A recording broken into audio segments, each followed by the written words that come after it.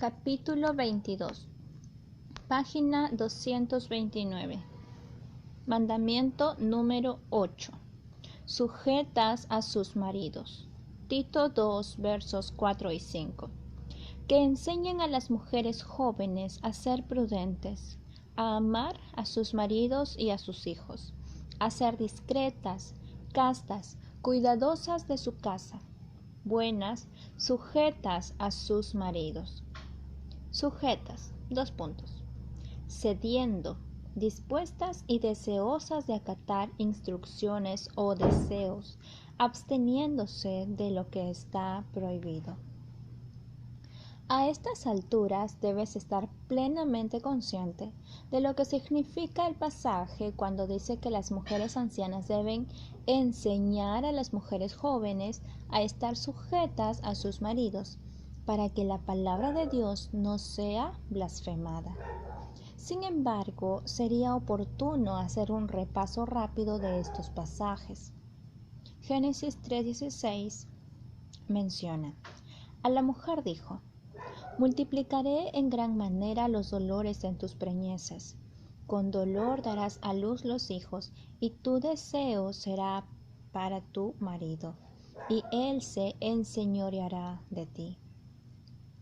Según las palabras textuales de Dios, aparte de cualquier contexto cultural, es natural que la mujer concentre toda su atención y su interés en su marido, y debe estar bajo la autoridad de su marido. Esa es la voluntad de Dios, digan lo que digan las mujeres predicadoras y los eruditos modernos de griego y hebreo para contradecir. Pero quiero que sepáis que Cristo es la cabeza de todo varón, y el varón es la cabeza de la mujer, y Dios la cabeza de Cristo. 1 Corintios 11:3. No puede existir ningún contexto cultural que pueda anular este versículo, porque establece que la base del encabezamiento por el hombre está arraigada en la esencia misma de la naturaleza creada de la mujer. Así como Dios es la cabeza de Cristo y Cristo es la cabeza del varón, también el varón es cabeza de la mujer, su esposa. Mi marido no pierde dignidad por estar sujeto a Cristo, ni yo pierdo mi dignidad por estar sujeta a mi marido. Y así como mi marido encuentra seguridad y propósito en su sujeción a su cabeza, yo también llego a ser la persona que Dios quiso que fuera al estar sujeta a mi cabeza, mi marido. Efesios 5, 22 y 24 dice: las casadas estén sujetas a sus propios maridos como al Señor, porque el marido es cabeza de la mujer, así como Cristo es cabeza de la iglesia, la cual es su cuerpo, y Él es su Salvador. Así que, como la iglesia está sujeta a Cristo, así también las casadas lo estén a sus maridos en todo. Aquí nuevamente un segundo testigo en las Escrituras. Se nos informa a las esposas que debemos ver nuestra sujeción a nuestros maridos con el mismo amor y fervor que nuestra sujeción a Cristo y amor por Él.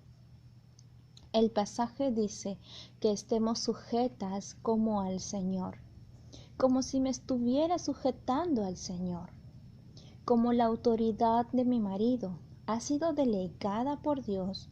Cuando yo me sujeto a mi marido, estoy reconociendo la autoridad de Dios y de hecho me estoy sujetando directamente a Dios. También dice que nuestra sujeción es a nuestros propios maridos. Yo no me sujeto a ningún otro hombre como me sujeto a mi marido. No hay pastor ni ministro por encima de mi marido. Mi marido es mi cabeza, así como Cristo es la cabeza de él. Muchas mujeres me han escrito contándome que sus pastores les dijeron que diezmaran, que fueran a la iglesia, que inscribieran a sus hijos en una escuela de la iglesia, que mandarán a sus hijos al grupo de jóvenes o 100 cosas más, en contra de la voluntad de sus maridos. El pastor sostiene que él es la cabeza de la iglesia local y como tal es el poder religioso más elevado sobre la tierra. La respuesta de mi marido ante un hombre que pretende ser autoridad eclesiástica sobre la familia es llamarle mentiroso y engañador. La Escritura enseña claramente que la esposa debe sujetarse a su propio marido. Cuando nuestra hija mayor estaba a solo 2 meses de casarse, le hizo a su papá una pregunta teológica. Recuerden, ella era graduada de una escuela bíblica y había pasado 3 años en el campo misionero, pero en lugar de contestarle como lo había estado haciendo durante 26 años, le dijo: yo no puedo contestar tus preguntas bíblicas, porque ahora debes creer lo que cree tu marido. Él va a ser tu cabeza, y tú lo seguirás a él. Es tiempo de que te acostumbres a tu nuevo papel. Pregúntale a él lo que cree sobre el asunto. Eso es lo que significa dar a tu hija en matrimonio. Significa pasar la antorcha a una nueva unidad familiar de una sola carne. Por lo demás, cada uno de vosotros ame también a su mujer como a sí mismo, y la mujer respete a su marido. Efesios 5, versos 32 y 33.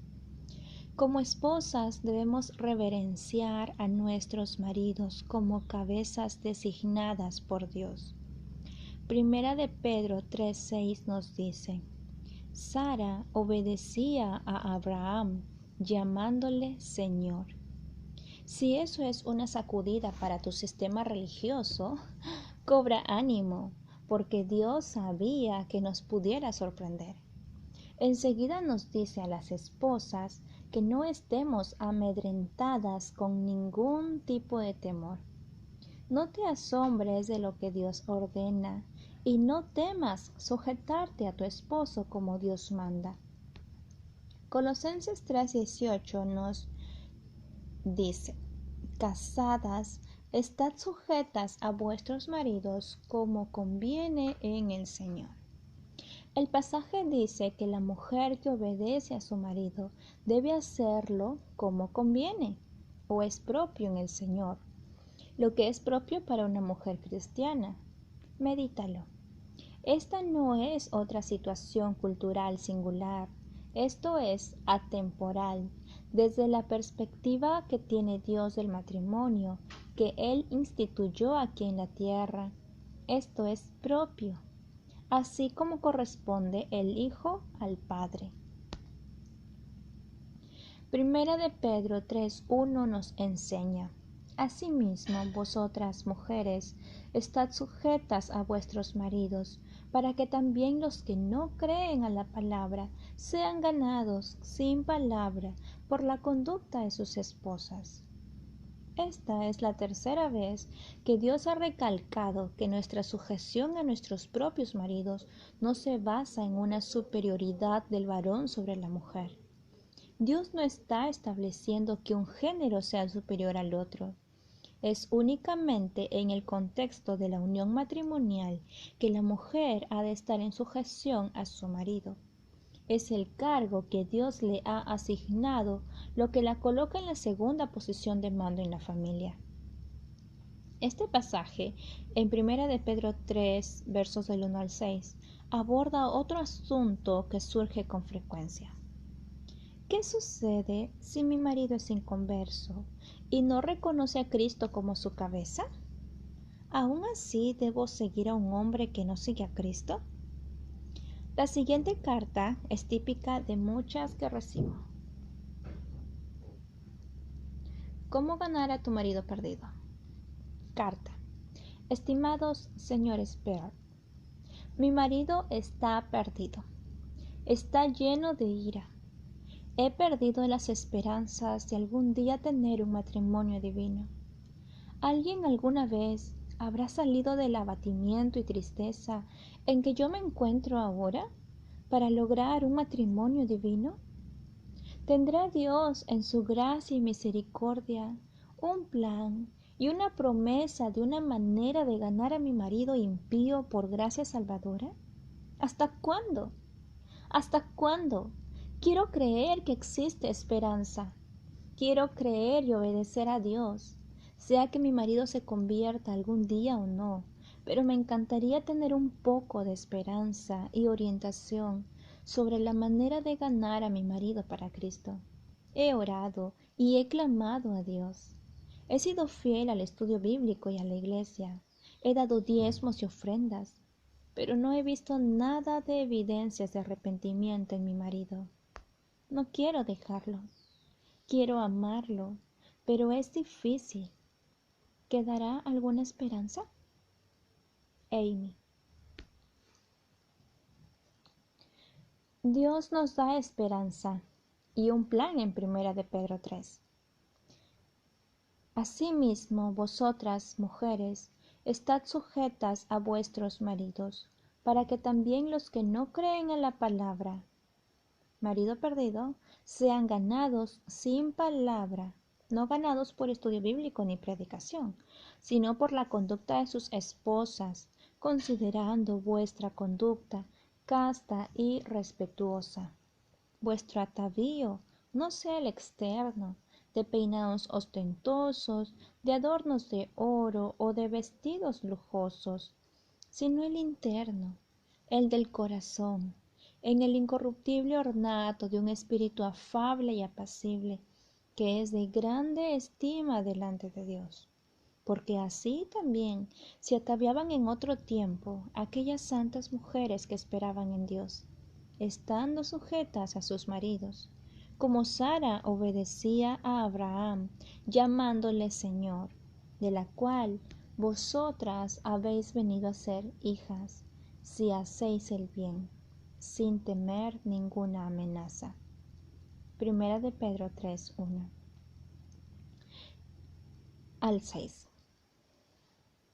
En esos 6 versículos, Dios revela su plan para que una esposa gane a su marido perdido para la fe en Cristo. El siguiente relato verídico parte de mi propia experiencia. Ilustra la aplicación de este pasaje por una mujer que gana a su marido mediante su conducta casta, sin predicarle la Biblia. Mi amiga, la reina. Cuando yo era una esposa joven, mi mejor amiga tenía un marido inconverso. Ella siempre me recordaba a una reina. Ella tenía una presencia singular, además de su belleza, aplomo e inteligencia. Era hija de un pastor, criada muy religiosamente con normas elevadas.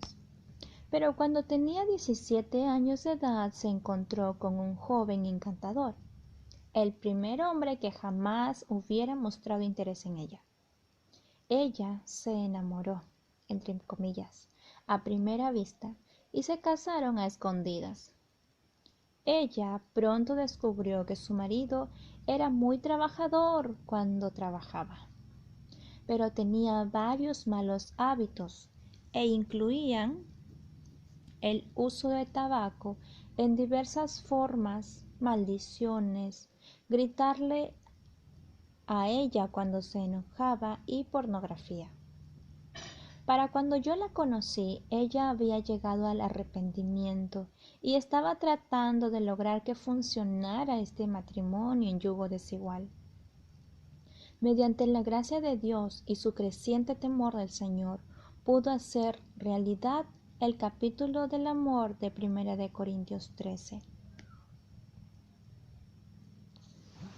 Versículos 4 al 7 citan: El amor es sufrido, es benigno. El amor no tiene envidia. El amor no es jactancioso, no se envanece, no hace nada indebido, no busca lo suyo, no se irrita, no guarda rencor, no se goza de la injusticia, mas se goza de la verdad. Todo lo sufre, todo lo cree, todo lo espera, todo lo soporta. Cuando él era descortés o insensible, ella no se envanecía con justa indignación. Cuando él era cruel y la maldecía, ella era amable y lo soportaba. Toleraba sus descuidos y creía que traería a casa su salario en lugar de gastarlo en el camino. La mayor parte del tiempo pudo soportarlo todo, con alegría y gratitud. Cuando ella vino a pedirme consejo, oculté el asco que sentía y le dije lo que dice la Biblia, no lo que yo sentía. Para honrar a Dios tienes que honrar a tu marido. Cada día yo sentía que estaba presenciando una batalla celestial y Dios estaba ganando. Aparte de su uso de pornografía, el vicio que le causaba más repugnancia a ella era su suciedad física. Él frecuentemente le pedía cosas que eran repulsivas porque él no se había bañado. Yo me sentía realmente enferma cuando pensaba en ella en esa situación. Sin embargo, ella se sujetaba y respondía a sus deseos. Por supuesto, ella le decía cuánto le gustaría a ella y lo bien que se sentiría él si se bañara. Ella creía lo que dice Primera de Pedro 3, versos del 1 al 2.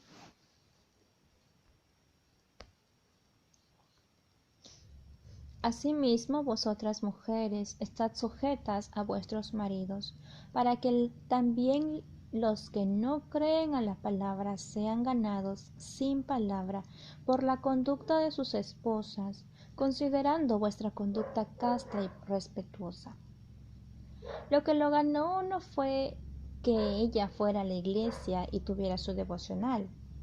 Lo ganó porque respondió frente a él con honra y afecto. Jamás se le ocurrió a ella avergonzarlo ni presionarlo con su religión, que era auténtica. Y no honraba a su marido porque así hubiera sido enseñada durante su crianza. Era un milagro diario para ella. Ser testigo de su experiencia desarrolló fe en mí como nada lo hubiera hecho antes. Yo había visto la conversión de miles de personas durante el movimiento Jesús en la década de los 60. Había visto expulsión de demonios y había visto que las personas fueran sanadas de enfermedades terribles. Pero ver a una muchacha embarazada de 18 años caminando delante de Dios en la pureza de la obediencia a Él era verdaderamente milagro de milagros. Su marido trabajaba toda la noche en una fábrica. Todos sus compañeros de trabajo eran borrachos y fornicarios. Una madrugada, cerca de la hora de la salida, algunos de los hombres empezaron a quejarse de sus esposas, contando lo perezosas, irresponsables, deshonestas, desleales, corrientes, tristes, gordas y feas que eran sus esposas. Jim, el marido de mi amiga, no decía nada. Finalmente, uno de los señores le preguntó a Jim por su esposa. Era la primera vez que se había puesto a pensar en su esposa en comparación con las esposas de sus compañeros. Y de pronto se sintió profundamente agradecido. No les voy a platicar acerca de mi esposa, porque todos ustedes se pondrían muy molestos. Los hombres insistieron, así que Jim les dijo: ella es hermosa, con cabello largo y rubio. Siempre es tan dulce.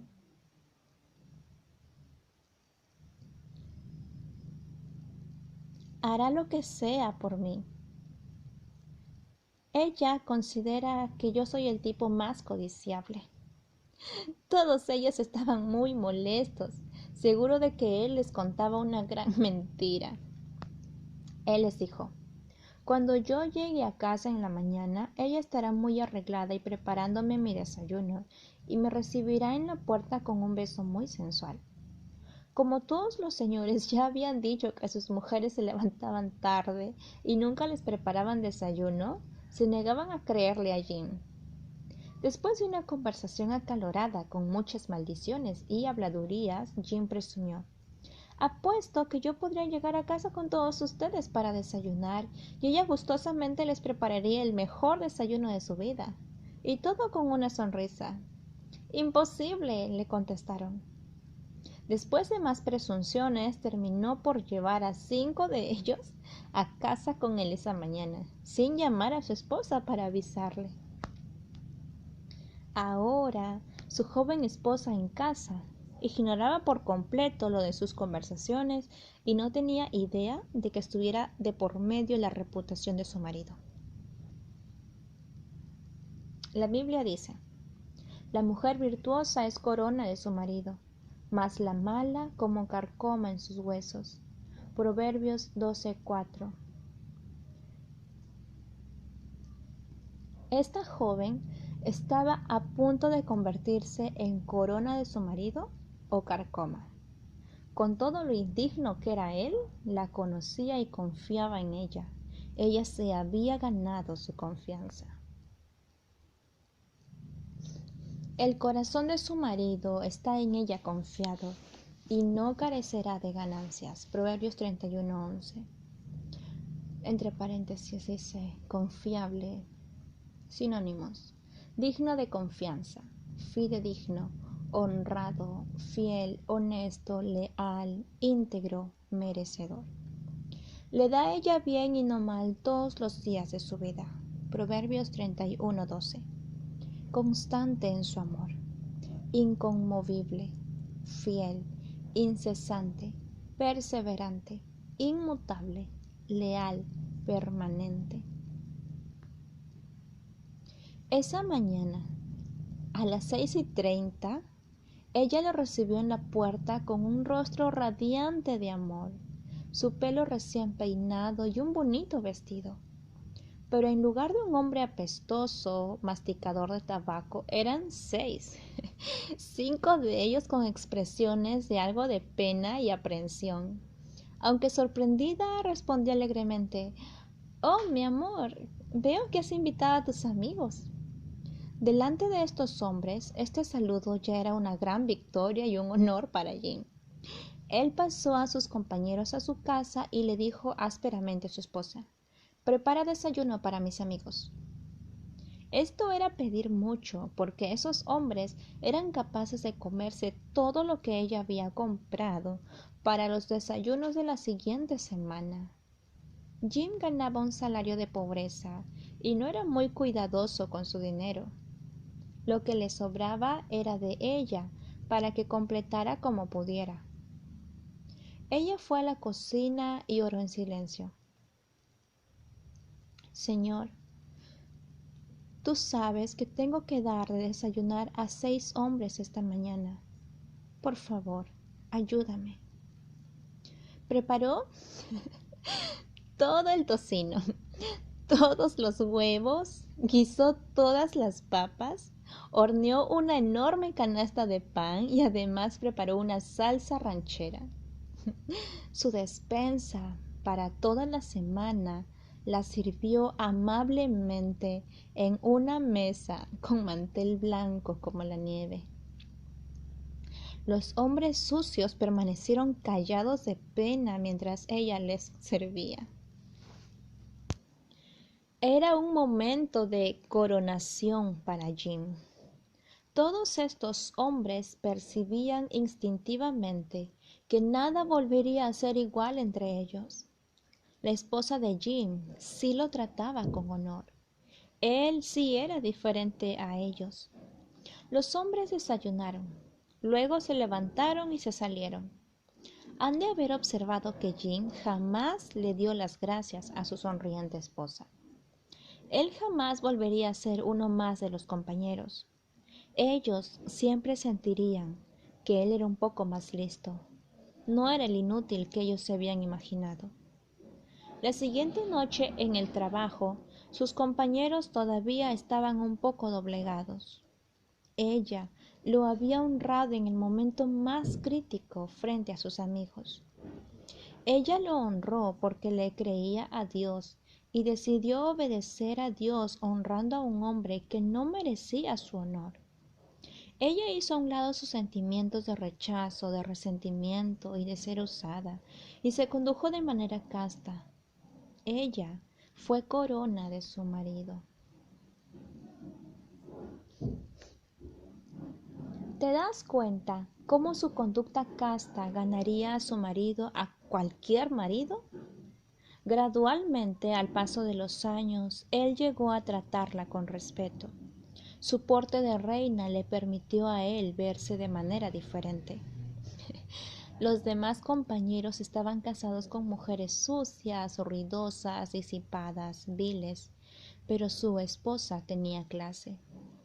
Él llegó a pensar en los cristianos como una clase de personas más dignas, bondadosos, pacientes, amables, respetuosos, generosos, honestos y ahorrativos. ¿Qué testimonio tenía ella ante el mundo? Las cosas repugnantes y toscas fueron desapareciendo una por una, tornándose en amorosa consideración. No porque ella lo exigiera, sino porque ella se lo había ganado a él con su conducta casta y respetuosa. Todavía como hombre inconverso, él llegó a respetarla porque ella era tan agraciada. Cuando él le miraba a los ojos, veía a un hombre mejor de lo que él sabía que era. El amor hizo que él deseara ser digno de su confianza en él. La moraleja de este relato es que Primera de Pedro 3 es cierto. Tratando a su marido como un rey, ella se convirtió en una reina que Dios usó para ganarlo a él para Jesucristo. La benignidad de Dios te guía al arrepentimiento.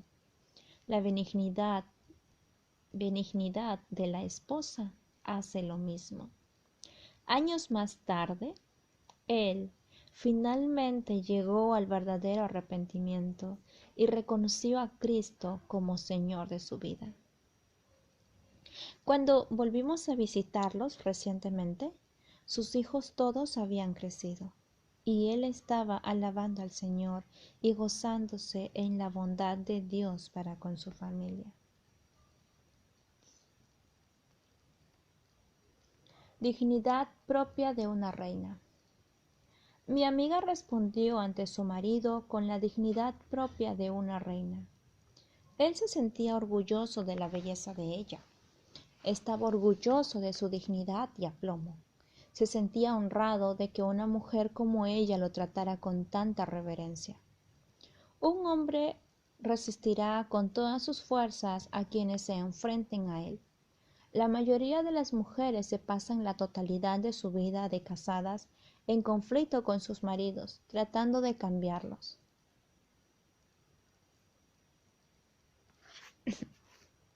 Es un conflicto de voluntades que ninguna mujer jamás ha ganado plenamente, porque aun cuando logre que él ceda, ella pierde el corazón de él, y él pierde su propia dignidad. Mientras las mujeres tendemos a ver todo en términos de quién tiene la razón y qué es lo correcto, Dios nos dirige autoritariamente hacia lo que realmente importa. ¿A quién he entregado el marido y a quién hice para que fuera ayuda idónea? Cuando una mujer se resiste a un hombre o intenta cambiarlo, lo vuelve más obstinado y su propio corazón se llenará de amargura. Si la mujer obedece a Dios, no habrá nadie a quien el hombre se tenga que enfrentar, resistir, dominar, conquistar o derrotar. La fuerza más grande de la mujer radica en obedecer a Dios, obedeciendo y honrando a su marido. Cuando abandona el orden establecido por Dios, ella se está exponiendo a una vida tormentosa de amargura y derrota para ambos. He recibido muchas cartas de mujeres que dicen: por tu manera de escribir, has de pensar que todos los hombres son como tu marido. No, y mi marido no siempre ha sido como es ahora. ahora es una obra de arte. Y no me refiero a su cuerpo. Dios lo ha cambiado con el paso de los años. Y si algunas de ustedes estuvieran casadas con Él, aún ahora, me estarían escribiendo cartas pidiendo consejo respecto a la manera de encontrar la gracia para soportarlo. Yo he llegado a apreciar lo que hay de oso en Él. A veces oso de peluche, a veces oso de verdad, pero siempre es mi oso. He visto mujeres que han pasado por tiempos muy difíciles para llegar a un matrimonio divino. No comenzaron con un hombre justo, pero Dios es un experto en confeccionar matrimonios divinos. Conozco a una mujer joven que tenía un marido tan violento, vil e impenitente que ella pidió a la iglesia que orara: Señor, sálvalo o mátalo lo más pronto posible. A los 15 días estaba muerto. Yo no recomiendo esa clase de reunión de oración, porque si Dios matara a todos los hombres que merecen morir, las mujeres nos estaríamos peleando por los pocos que quedarían.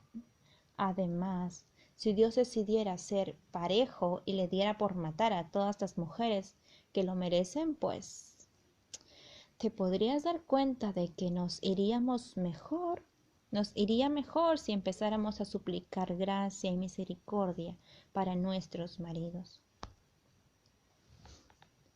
¿Cómo ministrar a un marido iracundo? Es común que los hombres reaccionen con ira súbita cuando las cosas no salen como ellos quieren. Se pueden enojar por una podadora, un aparato doméstico descompuesto o un niño que habla demasiado. Es la testosterona no regulada que busca un conflicto. Habitualmente no es provocado por un conflicto y nos parece totalmente irracional a las mujeres que necesitamos tener una razón para enojarnos. Pensándolo bien, los hombres son algo irracionales en ocasiones, cosa de la que nos acusan regularmente a nosotras. Las emociones de las mujeres las vuelven sentimentales, mientras que los hombres son conducidos por sus emociones a ser agresivos, incluso hasta el borde de la violencia. Los hombres deben más bien estar invirtiendo sus impulsos masculinos, enfrentando las vicisitudes de la vida y paseando un poco por las tardes.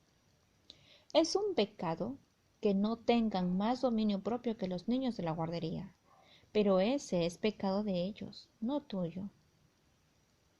No hay nada que podamos hacer nosotras, las damas, para cambiar esta tendencia. Su expresión, sí, pero no la tendencia. Dios le puede dar a un hombre un dominio propio total. El hombre que anda conforme al Espíritu será tan manso como Cristo. Pero seamos realistas. La mayoría de los matrimonios empiezan con un hombre que no es como Cristo. Así son los hijos de Adán. La pregunta es, ¿cómo debemos responder nosotras, las esposas, para hacer que nuestras propias vidas sean mejores y para proveer una oportunidad para que nuestros maridos respondan a Dios y mejoren en esta y otras áreas? Lección número 1. Antes que todo, no puedes ser su conciencia ni su acusadora, pensando que la presión lo empujará al arrepentimiento. El efecto será exactamente el contrario, fortaleciendo su obstinación, disparando su instinto de lucha, y luego para él se convierte en asunto de ganar en un enfrentamiento con una hembra que lo desafía. Además, estarías compitiendo con el Espíritu Santo para redarguirlo de su pecado. La manera más sabia de manejar al marido agresivo es no asumir ninguna ofensa personal. Siempre evita provocarlo, excepto, por supuesto, para provocarlo al amor y a las buenas obras. La mayoría de las mujeres saben qué es lo que hace que sus maridos pierdan el estribo. Dale tiempo de calmarse. Ya se sentirá avergonzado si le das tiempo. Aun cuando esta ira explosiva sea emocionalmente inquietante y no sea nada agradable, es una cosa de hombres que la mujer inteligente puede aprender a manejar de manera sabia. La clase de enojo a la que nos hemos estado refiriendo no es ocasionado directamente por la relación de la esposa con su marido. Cuando enfrenta esta clase de ira, la esposa debe tener cuidado de responder al enojo de manera impersonal, reconociendo que aun cuando ella pudiera exacerbar el problema con una respuesta incorrecta, su enojo no es ocasionado por su relación.